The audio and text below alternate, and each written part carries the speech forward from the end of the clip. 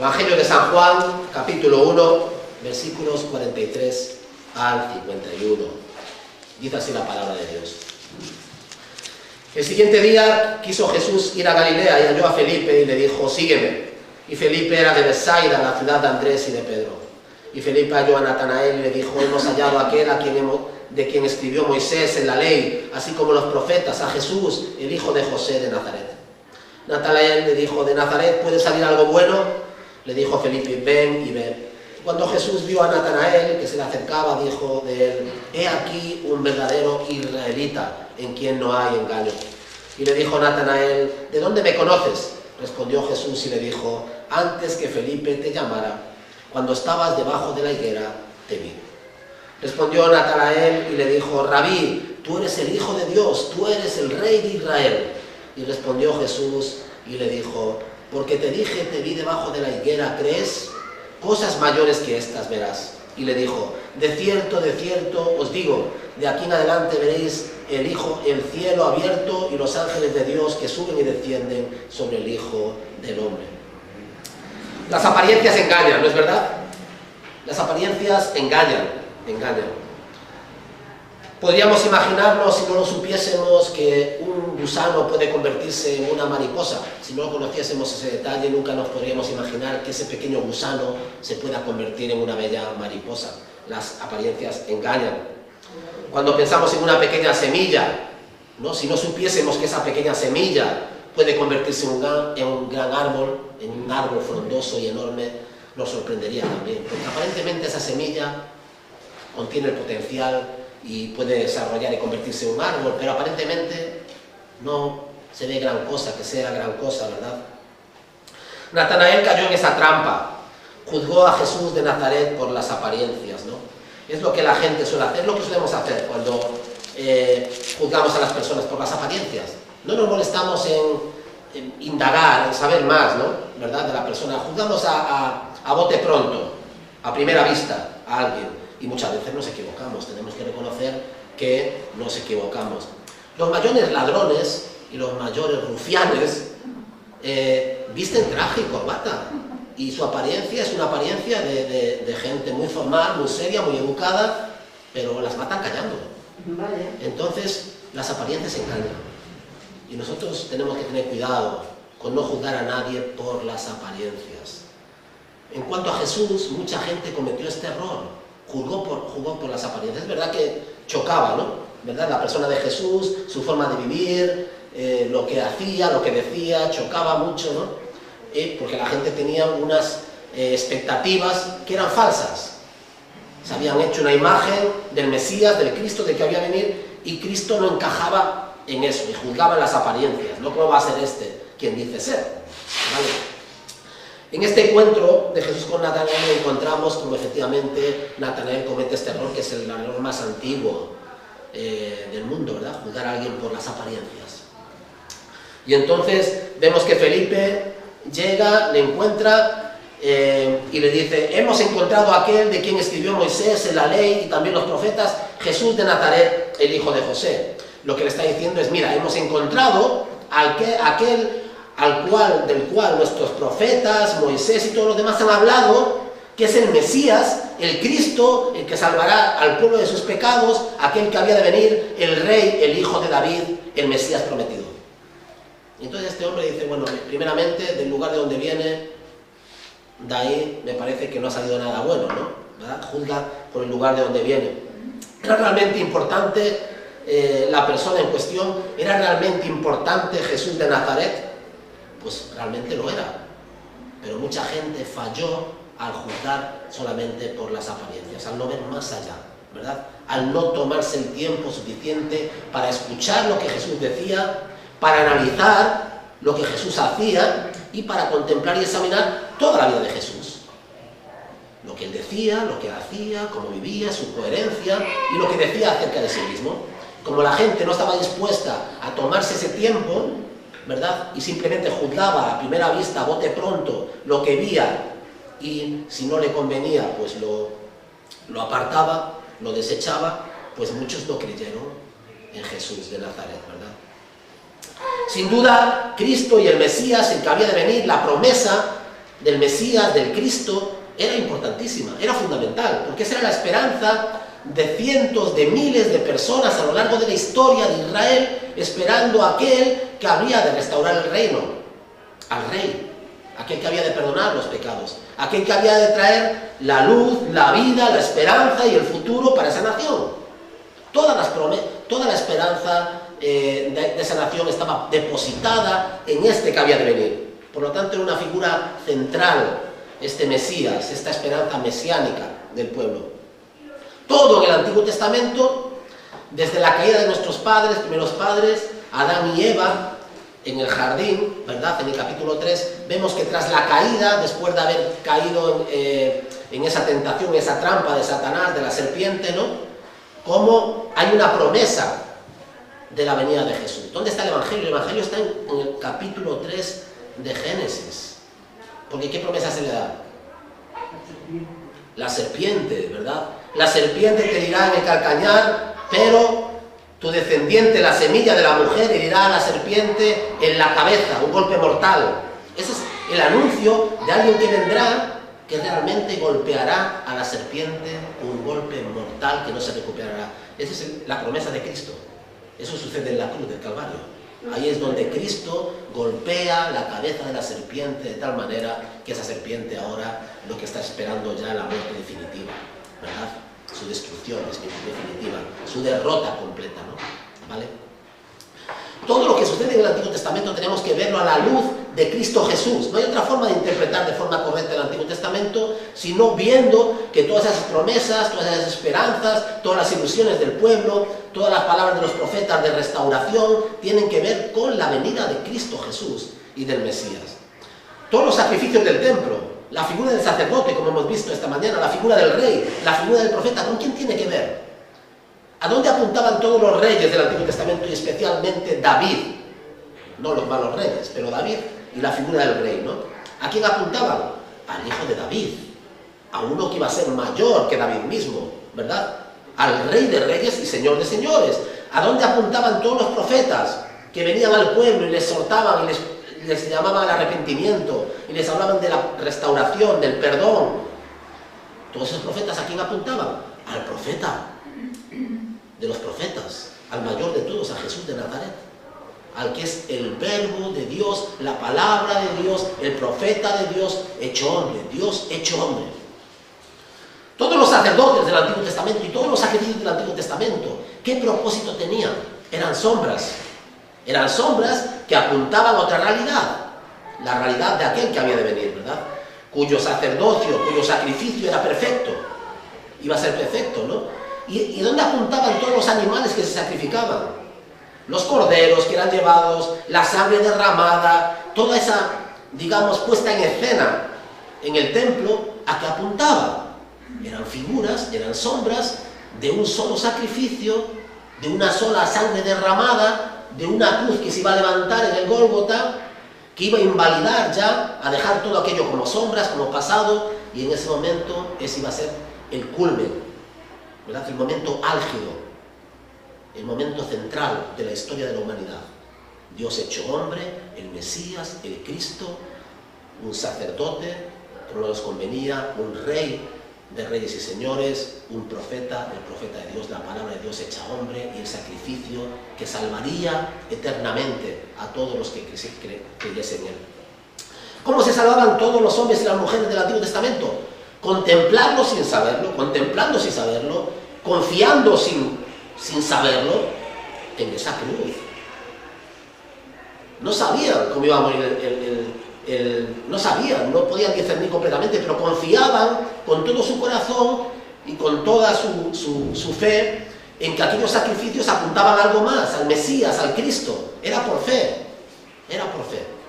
Entonces se salvaban también por fe y nosotros nos salvamos por fe. Ellos se salvaban por fe mirando hacia adelante lo que iba a suceder y nosotros nos salvamos por fe, ¿cómo? Mirando hacia atrás, viendo lo que sucedió. Ellos no estaban a los pies de la cruz y nosotros tampoco estábamos allí. Ellos hacia adelante miraban y nosotros miramos hacia atrás. La cruz es el momento central, el lugar donde el Cordero de Dios quita el pecado del mundo. Por lo tanto, la persona de Cristo es inigualable, ¿verdad? Es un personaje que no tiene parangón, no tiene comparación, no hay nadie que pueda hacerle sombra. Por eso somos cristianos, ¿verdad? Porque no hay nadie que haya hablado como Él, no hay nadie que haya caminado como Él en esta tierra, no hay nadie que haya vivido sin pecado como Él, no hay nadie que haya podido y que pueda hacer lo que Él hizo por nosotros. Por eso es importante. Mira, Natanael, aquí tienes a Jesús, hemos encontrado a este, ¿verdad? Al del cual escribió Moisés y la ley y los profetas. ¿Qué es lo que enseñaba la ley y los profetas? Que era necesario los sacrificios, que era necesario cumplir con la ley de Dios, que ningún hombre podía cumplir perfectamente la ley, y porque ningún hombre podía cumplir necesariamente y perfectamente la ley, tenía que haber sacrificios. Esa era la razón de los sacrificios. Como nadie podía cumplir perfectamente, había que hacer algo para aplacar la ira de Dios contra el pecado, ¿no? Entonces, vemos que toda la ley del Antiguo Testamento y todo ese sistema de sacrificios en el templo apuntaba a esa realidad. El hombre no puede salvarse, necesita un sacrificio. Y necesita sacrificar constantemente. Y lo que Cristo viene a decir es: yo soy el sacrificio último, definitivo, verdadero, irrepetible, perfecto para el hombre, ¿no? La predicación de los profetas se mantuvo viva ante el pueblo esta esperanza del Mesías, ¿no? Cuando vemos en el Antiguo Testamento, esto es una línea que recorre, ¿no? ¿Dónde está la esperanza del pueblo? En la venida del Mesías, en la venida. Y Natanael, este hombre, estaba esperando la venida. Y había muchos que estaban esperando la venida. Y había muchos que estaban esperando el Mesías cuando Jesús vino, ¿verdad? Como digo, la única diferencia entre nosotros y los santos, los hombres y mujeres del Antiguo Testamento, es que ellos confiaban, ¿verdad?, en lo que el Mesías haría, en las promesas que el Mesías traería con él, mirando hacia adelante y nosotros mirando hacia atrás. Es un encuentro asombroso este que tiene Natanael con Jesús, ¿no? Pero le rechaza, ¿no? Le rechaza simplemente por el lugar de donde viene. Así somos nosotros, ¿no? No se toma el tiempo suficiente, después le va a conocer, ¿no? Y va a seguir, ¿no? Pero en principio le rechaza, ¿no? Así es de muchas personas, nos pasa con muchas personas cuando le hablamos de Jesús o de la Biblia. Ya no se toman el tiempo de investigar, de decir: oye, cuéntame más, oye, ¿puede demostrarme esto? ¿Qué me puede...? No, simplemente así, de bote pronto, lo rechazan, no quiero saber nada de eso, es una mentira, eso es un rollo, esto no es para mí, ¿verdad? Lo que Felipe le anuncia a Natanael en esta ocasión fue entonces algo verdaderamente asombroso y monumental. Y generación tras generación habían esperado sin verlo, pero ahora finalmente Natanael puede ver el Mesías, ¿no? Puede ver ese cumplimiento de la profecía, ese Salvador prometido que había llegado. Ahora Felipe está delante de Natanael diciéndole: le hemos encontrado, está aquí entre nosotros. Y tenemos que recordar que lo que recordamos en estas fechas de Navidad, no sé, porque mucha gente ya quiere hablar de fiestas, sino hablar de Navidad, de otros nombres, ¿no? La natividad, el nacimiento de Jesús es algo asombroso, es algo maravilloso. Da igual si este es el tiempo y la ocasión del año, el tiempo en el cual coincide o no coincide. No coincide. Da igual, porque lo que celebramos es la encarnación del Señor, el nacimiento del Señor, en un humilde pesebre, ¿verdad? En medio allí de los animales. No tenía donde esa noche estar. Nació en humildad, vivió en humildad para enseñarnos humildad. Él era Dios hecho hombre, el Rey de Reyes, el Rey de Señores, el Rey de Reyes, el Señor de Señores, que vivió como un siervo y vino para servirnos, ¿no? ¿Cuándo tenemos que aprender de él? Los prejuicios que encontramos contra Jesús, ¿no? Tal vez Natanael estaba pensando en la profecía de Miqueas sobre de Belén, ¿verdad?, donde iba a nacer Jesús, Belén, o Belén la más pequeña, Belén Efratá, Miqueas 5:2, pero la verdad es que los humanos siempre estamos llenos de prejuicios, ¿no? Siempre estamos llenos de prejuicios, juzgamos a las personas por la raza, por el color de su piel, cómo visten, cuál es su estatus social, ¿no? Si alguien es ingeniero, abogado, lo que sea, ya parece que hay que tratarlo de cierta forma, ¿no? Como si no fuese una persona más como nosotros. Tratamos a todo el mundo con respeto, pero a todos igual con respeto, ¿no? ¿Verdad? Tenemos esos clichés en nuestra mente. No es fácil despojarse de ellos, ¿no? Entonces, también tenía estos prejuicios. Nazaret, todos los habitantes de Jerusalén miraban con desprecio a la gente de Galilea. Y este tipo de actitud es característica de los hombres, ¿no? Siempre juzgamos a otros por las apariencias, desgraciadamente. Nunca somos capaces, nosotros como cristianos deberíamos aprender a juzgar a las personas por lo que realmente son. Personas con necesidad. Personas como nosotros, ¿no? Cuando pensamos en los inmigrantes, por ejemplo, ¿no? Yo cuando escucho a alguien hablar así de la gente de otra raza, de otra nación, como diciendo, me molesta esta gente que se vayan, esta gente que hace... Yo me quedo asombrado, un cristiano no podemos hacer eso, hermanos. Esa gente tiene hijos como nosotros. Esa gente también tiene esperanzas, ilusiones como nosotros. Quieren prosperar en la vida como nosotros también. Y en sus países no pueden. Porque tienen malos gobernantes, o porque tienen guerras, o por lo que sea, y también es lícito y buscan, y ven la televisión y dicen, oye, qué bien viven en España, o en Alemania, o en Bélgica, o Holanda, vámonos para allá a trabajar, vámonos allá a vivir. Eso es normal, es lícito. ¿No harías tú lo mismo? ¿No han hecho nuestros padres o nuestros abuelos lo mismo? Si yo tengo media familia por ahí, o la he tenido, los andaluces, los gallegos, hemos ido a todas partes, gallegos hasta en la luna hay. Entonces nos conviene tener el corazón del Señor Jesucristo y ver las personas. Claro que hay que regular las cosas, claro que hay que hacer las cosas bien, claro que estamos en contra de las mafias que llevan a gente para aquí y para allá, claro que sí estamos en contra de todas las cosas. Pero si a mí viniese un inmigrante a llamar a mi puerta y yo pudiese ayudarle, le ayudaría. ¿Verdad?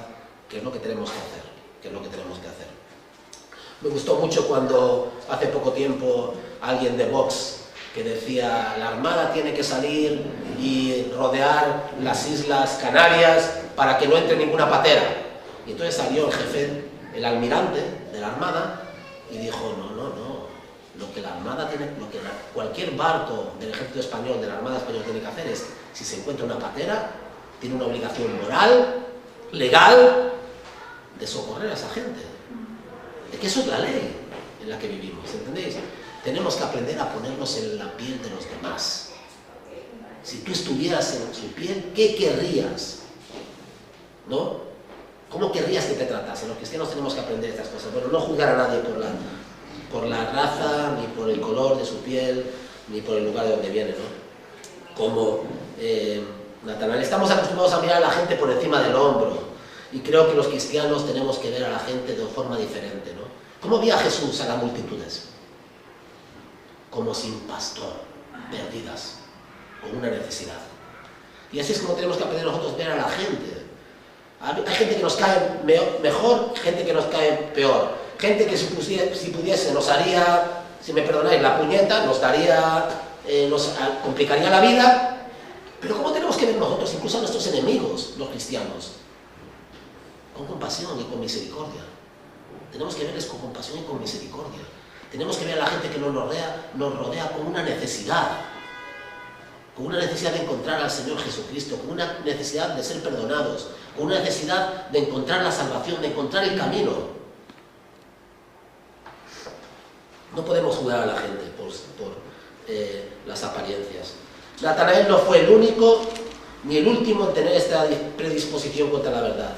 Que alguien proclame las buenas noticias, el Evangelio del perdón de los pecados, de la vida eterna, y que lo haga solamente en la persona de Cristo, como predicamos el Evangelio, ya a cualquiera que le digas, mira, la única salvación, la única puerta, la única vida, la única posibilidad, el único Salvador, la única sangre, el único sacrificio que puede llevarte a las puertas del cielo y hacerte entrar ahí, es el de Cristo Jesús. No hay otro nombre, no hay nadie más. No hay otra persona, no hay otra posibilidad, no hay otra religión. Pues ya sabemos, ¿no? Lo que pasa con esto. La gente ya inmediatamente, no. Esto no quiero creer en esto. La salvación eterna a través de un rabino judío, alguien que murió en la cruz hace 2000 años, es algo ridículo, es algo absurdo, es simplemente inconcebible y nadie en su sano juicio debería creer este mensaje. Así es. Esto es lo que encontramos en la gente, la reacción ante el mensaje de la cruz. Pero las Escrituras dejan entrever que Natanael no esperaba encontrar nada especial cuando se encontró a Jesús. Y eso es lo que nos ha pasado a muchos cuando nos han hablado de Jesús. Tampoco esperábamos encontrar nada especial, no éramos creyentes, ¿no? Pero qué hermoso fue, qué maravilloso fue qué increíble, qué asombroso, que sin esperar encontrarnos nada, nos predicaron al Señor, nos encontramos con Él, ¿verdad? Espiritualmente hablando, y descubrimos que Él era, ¿verdad? Él era el que la Escritura prometía y aquel que nos podría salvar de nuestros pecados. Cuando él y Felipe se acercaron, Jesús le dijo: he aquí un verdadero israelita en quien no hay engaño. Aquí viene Natanael con todos sus prejuicios, ya habiendo dicho: no, este no puede ser el Mesías, no puede ser el Cristo, mira de dónde viene, no me lo creo. Pero lo que dice Jesús es: mira, he aquí un verdadero israelita en quien no hay engaño, ¿no? La respuesta de Natanael fue justo lo que esperábamos. Es una persona escéptica que no cree, que no quiere creer, que no saca conclusiones sin prueba y por lo tanto no podía aceptar el elogio de Jesús sin saber cómo había llegado a él. Y le pregunta: ¿de qué me conoces? ¿De qué me conoces, Jesús? ¿De qué me conoces? La respuesta de Jesús no solo le coge desprevenido a Natanael, sino que lo cambia y lo transforma para siempre. Antes de que Felipe te llamara, cuando estabas debajo de la higuera, yo te vi.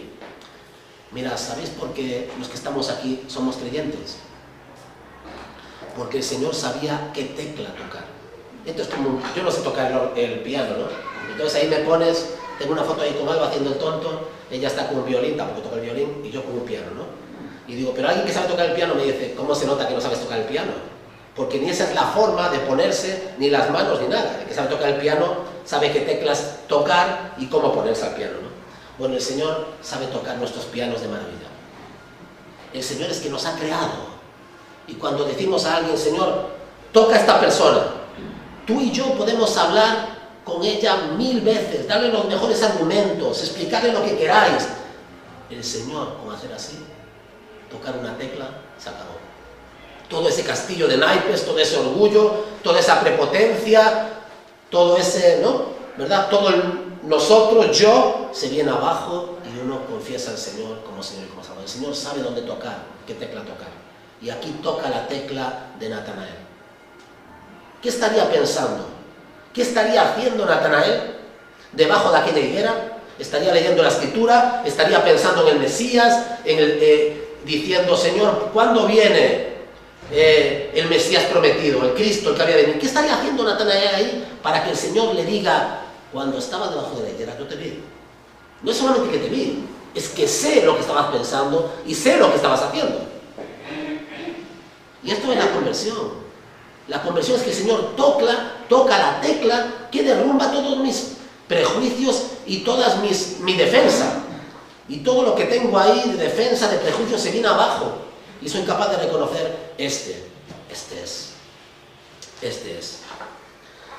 Allí Natanael pudo ocultarse ante los ojos de los demás, debajo de la higuera, él solo, en su intimidad, pensando lo que pensase, leyendo lo que leyese, haciendo lo que hiciese, oculto de todos los demás, pero no oculto de los ojos de Dios. Porque Dios lo conoce todo sobre nosotros, Él nos ha creado, lo sabe todo de nosotros, ¿verdad? Y lo sabía todo de Natanael. Y Natanael lo entendió, como lo entendimos nosotros un día también. Natanael conoció ahora la verdad sobre Jesús y rápida y poderosamente confesó esa verdad, que dijo: Rabí, tú eres el Hijo de Dios, eres el Rey de Israel. Qué confesión, ¿no?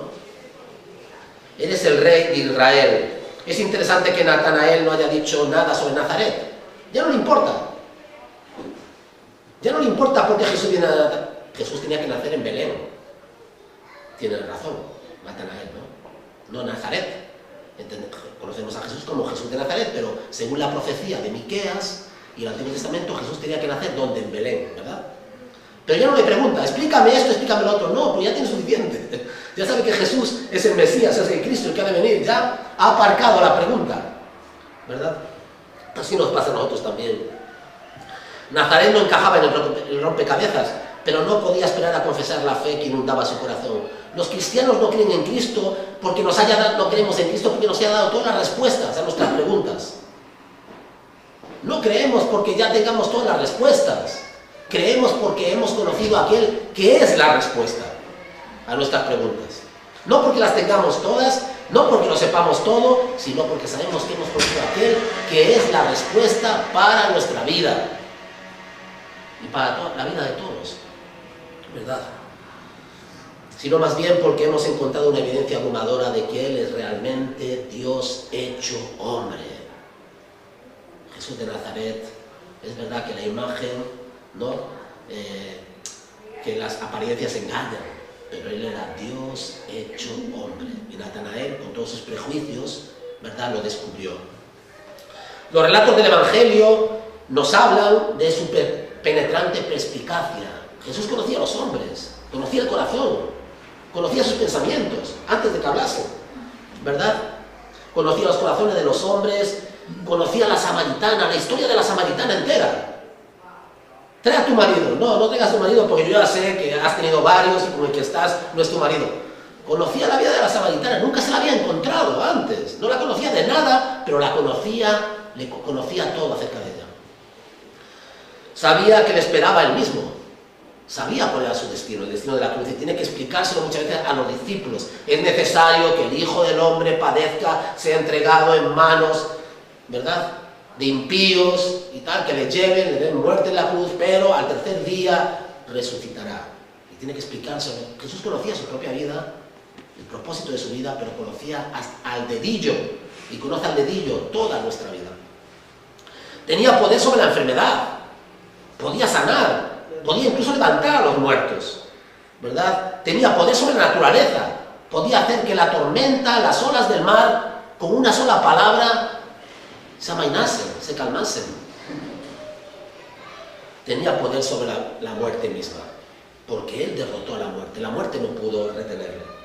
Entonces aquí tenemos no solamente este encuentro increíble con esta persona asombrosa, increíble, que es Jesús de Nazaret, un humilde hijo de un carpintero de Nazaret, que no tenía donde recostar la cabeza, que no tenía ninguna propiedad, y solo tenía un par de sandalias y una túnica, y no venía aquí para hacer una fortuna, para tener una carrera, para ocupar un trono, para ejercer la política, el poder, o para tener millones, sino que venía aquí como cordero, que callado, humillado, silencioso, iba al matadero.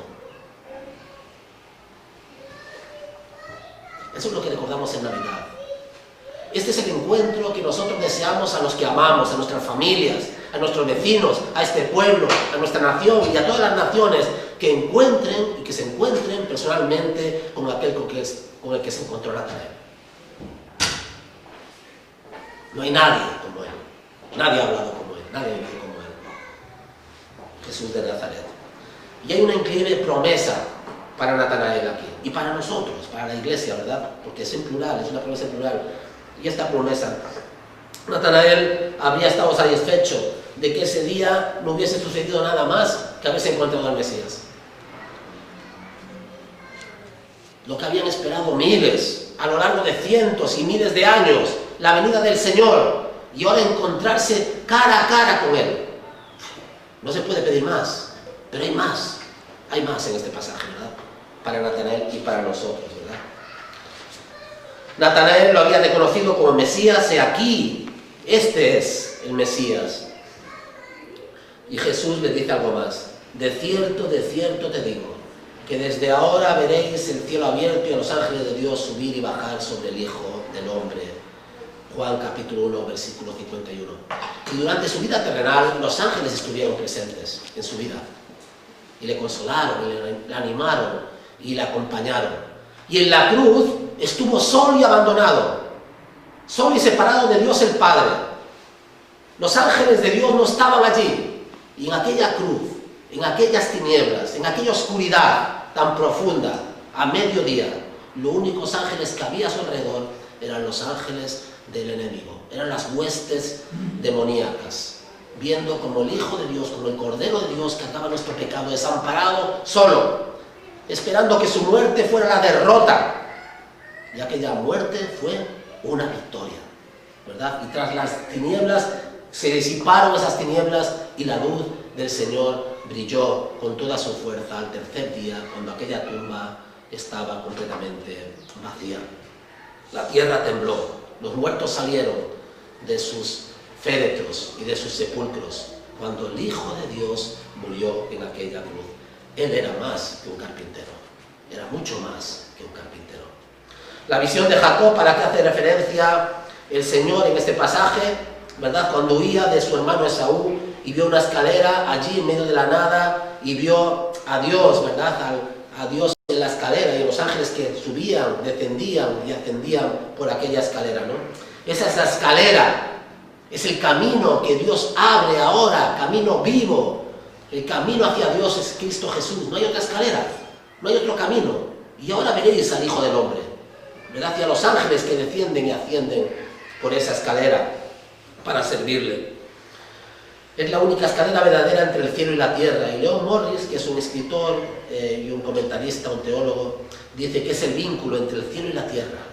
Cristo Jesús es la escalera, es el vínculo entre el cielo y la tierra. Verdaderamente hombre, verdaderamente Dios, aquel que ha abierto un camino nuevo y vivo al Padre. Esa escalera por la que tenemos que transitar. Dice, el medio por el cual las realidades del cielo son traídas a la tierra. ¿Verdad? La fe, la esperanza, esas realidades celestiales son traídas a la tierra por medio de Cristo Jesús. El Señor Jesús incluso ahora dice a todo su pueblo, veréis más cosas más grandes que estas. Y es que lo que esperamos en fe son ver cosas más grandes todavía que estas. Si queremos recibir estas maravillosas y grandes promesas, debemos, como Natanael, superar nuestras dudas, escepticismo y abrazar a Cristo con una verdadera fe viva y auténtica y genuina. Debemos unirnos a Él para decirle a Cristo de corazón, tú eres el Hijo de Dios. Lo tenemos que decir.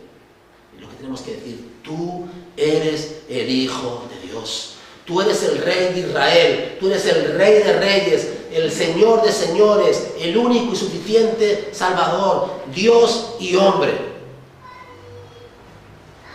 El camino que conduce a la vida eterna tiene una puerta estrecha. No es una puerta atractiva, seguramente es una puerta como las demás, pero es la única puerta que lleva al cielo. Es estrecha y angosto el camino. Habrá caminos con más luces, habrá caminos más anchos, habrá caminos más fáciles y más transitables y puertas más preciosas y hermosas. Pero la puerta que nos lleva al cielo es estrecha y el camino es angosto, ¿verdad? Y aquel que nos lleva al cielo era un hombre que aparentemente a los ojos de los demás era un hombre más. Era un hombre más, pero era Dios hecho hombre. Las apariencias engañan. Isaías 52, versículo 2, subirá cual renuevo delante de él y como raíz de tierra seca. No hay parecer en él. No hay parecer en él. Dios hecho hombre era un hombre como los demás, que podía pasar desapercibido si lo viésemos cruzar la calle. No había parecer en él, no había hermosura en él, no había nada en él que lo hiciese diferente de otro hombre, pero en él era Dios. Dice, le veremos, más sin atractivo, dice el profeta Isaías, sin atractivo, ¿para qué? Para que le deseemos. ¿Y cuánto deseamos ver el rostro del Señor? ¿Cuánto nos asombra su humildad? ¿Cuánto nos asombra su vida? ¿Cuánto nos asombra su sacrificio? ¿Cuánto nos asombran sus palabras? ¿Cuánto nos asombran sus hechos? Sin atractivo, sin parecer, pero aún así le deseamos ver el rostro del Señor y estar en su presencia, porque en Él habita la plenitud de la deidad. Colosenses capítulo 2, versículo 9. En Él, en el cual no había parecer, no había atractivo, era uno más. En Él habitaba la plenitud de la deidad, en el hijo de José, en el carpintero, en ese hombre que no tenía donde recostar la cabeza, en ese que fue traspasado y crucificado, del cual se rieron y se burlaron y dijeron, es este, si fuese este el Mesías, el Hijo de Dios, bajaría de la cruz, ¿verdad? Vendrían sus ángeles. Pero en cambio el Señor, en su debilidad como hombre, murió en aquella cruz ocupando nuestro lugar. Si el carpintero de Nazaret era mucho más que el carpintero de Nazaret era mucho más que un carpintero, y la cruz mucho más que un instrumento de tortura, porque esa cruz que fue un instrumento de tortura es nuestra gloria. Aquella cruz es nuestra gloria, es la puerta al cielo. Nosotros deberíamos decir hoy, como dijo Natanael, tú eres el Hijo de Dios, tú eres el Rey de Israel. O como dijo el centurión romano a los pies de la cruz. ¿Qué dijo aquel centurión romano? Este verdaderamente era el Hijo de Dios. ¿Qué celebramos en estas fechas? La venida y el nacimiento del Hijo de Dios. ¿Quién nos iba a decir que ese niño, ese bebé desamparado, iba a convertirse en el Salvador del mundo? Las apariencias engañan. ¿Quién nos iba a decir que Dios hecho hombre iba a trabajar con sus manos, iba a ganar el pan con el sudor de su frente, iba a vivir en una remota aldea, una vida como la nuestra? Las apariencias engañan. A sus mismos vecinos las apariencias les engañaron, porque dijeron: ¿es este el hijo de José el carpintero? ¿Quién se cree este que es? Pero en cambio, detrás de aquella apariencia de debilidad, de aquella humanidad como la nuestra, allí, detrás de aquello, estaba la gloria de Dios, el poder de Dios y la presencia de Dios. La gloria de Dios habitaba en él, porque él era Dios hecho hombre. A él sea la gloria. A ese Dios es al que seguimos. A ese Dios es al que servimos. Y ese Dios es el que nos deja asombrados y perplejos cuando leemos los evangelios. Tenemos que leer más los evangelios y ver a Jesús así, porque nos va a asombrar todo lo que ha hecho, todo lo que ha dicho, y todo por amor a ti y a mí. ¿Quiénes somos nosotros? Para haber recibido tal regalo de Dios, para haber sido recipientes y receptores de tanto amor, tanta misericordia y tanta compasión. La Navidad nos recuerda esto, que de tal manera amó Dios al mundo que envió a su Hijo unigénito, para que todo aquel que en él crea no se pierda, mas tenga vida eterna. A él sea la gloria. Amén. Que el amor de Dios el Padre, que la gracia del Señor Jesucristo, que todo el consuelo y todo el poder de su Santo Espíritu sea con todos nosotros. Amén. Amén.